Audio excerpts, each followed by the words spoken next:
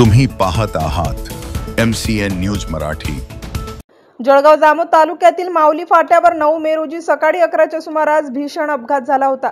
या अपघातात पळशी सुपो येथून शेगावकडे जाणाऱ्या प्रकाश महादेव खेडकर यांच्या पत्नी साधना प्रकाश खेडकर व त्यांच्या 2 नातवांचा मृत्यू झाला आहे। भेंडवड जवळील माऊली फाट्याजवळ प्रकाश खेडकर यांच्या मोटारसायकलला मागून भरधाव येणाऱ्या टिप्परने जोरदार धडक दिल्याने झालेल्या भीषण अपघातात दोन्ही नातवंड पार्थ चोपडे वय 6 आणि युवराज मोहन भागवत वय 5 वर्ष यांचा जागीच मृत्यू झाला।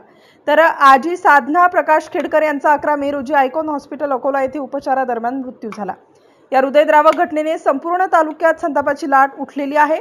गेलेले जीव पुन्हा येणे नाही, परंतु वाहन चालकांच्या बेसावधपणामुळे 3 परिवार उद्ध्वस्त झाले आहेत। तरीही माणुसकी म्हणून मृत परिवाराच्या प्रति सहानुभूती म्हणून महसूल विभाग जळगाव आणि पोलीस स्टेशन जळगावच्या वतीने आपल्या स्तरावरून आर्थिक मदत देण्यात यावी अशा आशयाचे निवेदन प्रकाश भिसे, भीमराव पाटील, विशाल ताकोते, पत्रकार नागेश भटकर, गणेश भट, प्रमोद तायडे यांनी 13 मे 2025 रोजी स्थानिक तहसीलदार यांना दिले।